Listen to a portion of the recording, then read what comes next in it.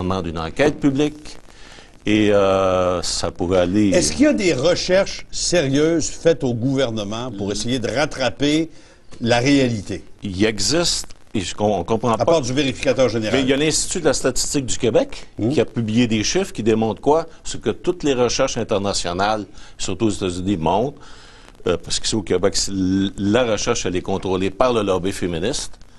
Et aucun chercheur québécois qui veut vraiment travailler sur la violence conjugale va avoir une subvention s'il ne se met pas à genoux devant l'Évangile féministe. Ça, c'est connu. C'est-à-dire que les hommes sont des agresseurs, toutes les femmes sont des victimes. Si vous acceptez pas ça, vous n'aurez pas de subvention. C'est ça. Bien, c'est sûr. Il y a plein de chercheurs qui nous l'ont dit.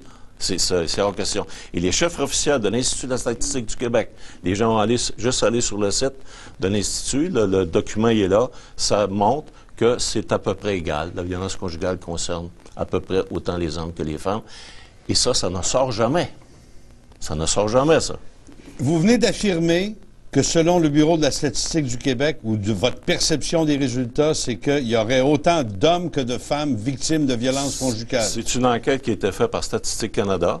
Et c'est officiel, c'est sur le site. C'est l'Institut, là, c'est neutre, là. Ça ne fait pas de politique, ça, là.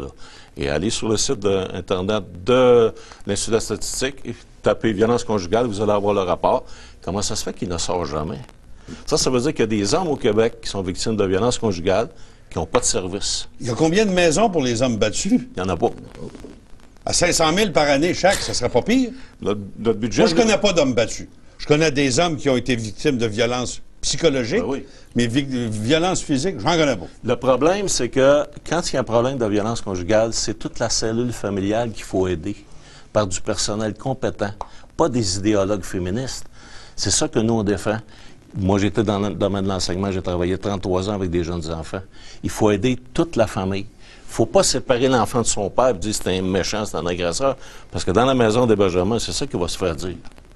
On tasse le père. Et le père, là, il faut qu'il se batte, il faut qu'il y ait des frais d'avocat, pas à peu près, pour avoir accès à ses enfants. Alors, c'est toute une structure. Ces organisations-là ont des ministres, souvent ce sont des femmes. On a un conseil du statut de la femme, dirigé par des femmes.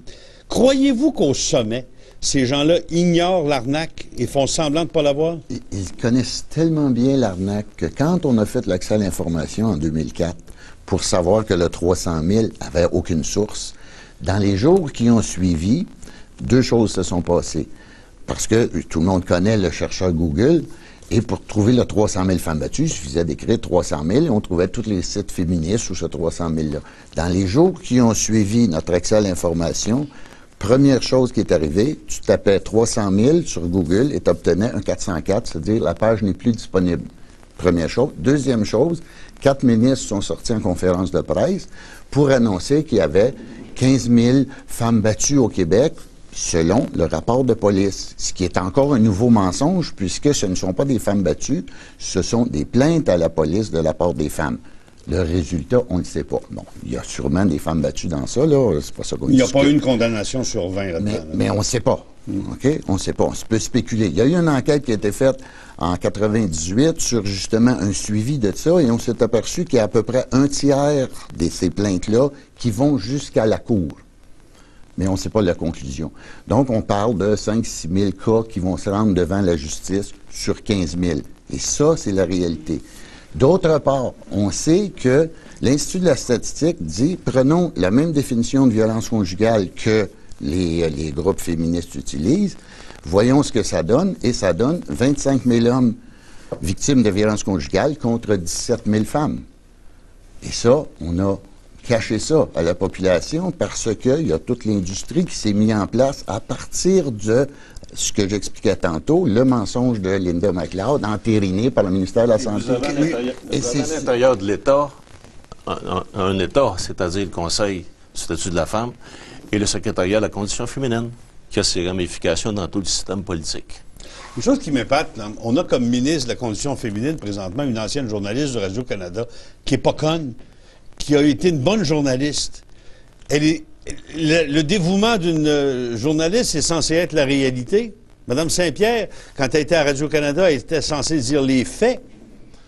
Là, elle arrive ministre. Elle ne peut pas ignorer ce que vous venez de dire là. Il doit bien y avoir un fonctionnaire quelque part qui a dit Madame la ministre, on est sur une glace mince. Oui, mais elle fait quoi maintenant? Elle fait quoi? La seule solution est dans notre document de recherche. On a fait une mise en demeure au ministre de la Santé en disant, écoutez, votre 300 000 était faux. À partir de notre accès, vous avez démontré que c'était faux. Maintenant, excusez-vous publiquement, puis remettez les horloges à l'heure. Non, non, non, on ne veut pas reculer.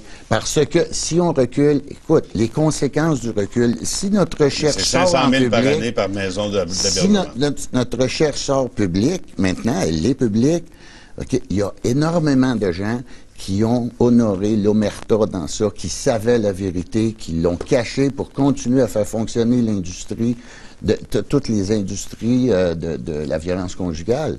Et là, il va falloir défaire tout ce monde-là. Une enquête publique. Vous demandez une enquête publique. C'est pire que le scandale des commandites, à côté de ça, c'est de la petite bière d'épinette. Garantie. Parce que le scandale des commandites avait un effet financier.